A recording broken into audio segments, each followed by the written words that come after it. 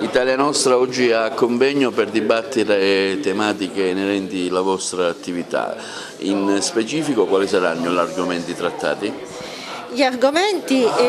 riguarderanno la Valle dei Templi, precisamente il paesaggio della Valle dei Templi e tre emergenze che lo interessano, e sono il rigassificatore di Porto Empedocle, di cui sembrava non si dovesse più parlare, e invece forse dovremo continuare a farlo a seguito dell'accordo intercorso tra il Presidente della Regione e il Presidente della Cina, che prevede la realizzazione di un terminal di gas naturale a Porto Empedocle. Il viadotto Morandi, che costituisce oggetto di dibattito tuttora, e l'erosione delle coste, che è un problema sempre attuale. Il convegno, la tavola rotonda, è stata organizzata dal Consiglio regionale di Italia Nostra insieme alla sezione di Italia Nostra di Agrigento e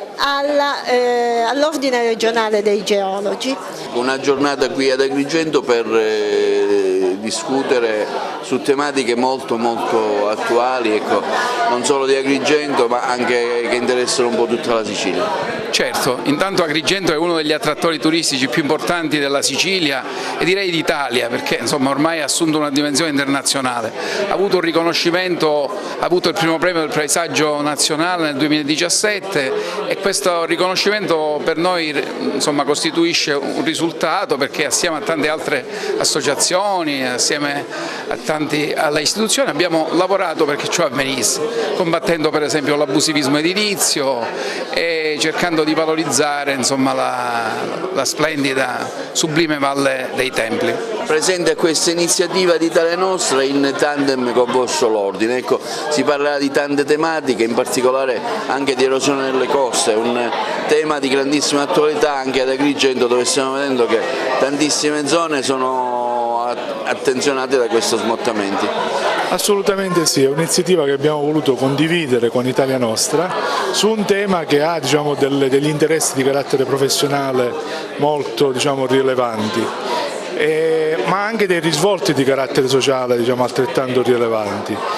Il tema delle coste, mentre in altre realtà, per esempio l'Emilia Romagna, la costa è un elemento di grande ricchezza con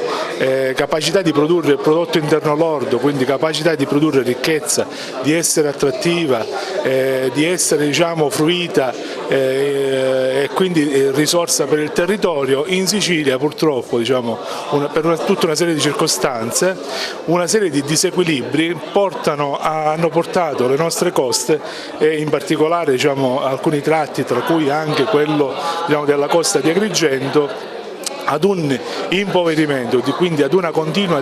arretramento, ad una continua perdita della fascia di litorale, e quindi quello che potenzialmente potrebbe essere ed è in altre parti una risorsa economica, dalle nostre parti purtroppo diventa diseconomia. Quindi è necessario rivedere una serie di iniziative che riguardano i bacini fluviali, perché dobbiamo ricordare che la costa vive di un bilancio, quindi la quantità di sedimenti che la costa rielabora per essere in equilibrio dipendono dallo stato di salute in cui si trova il bacino del fiume che scarica in quella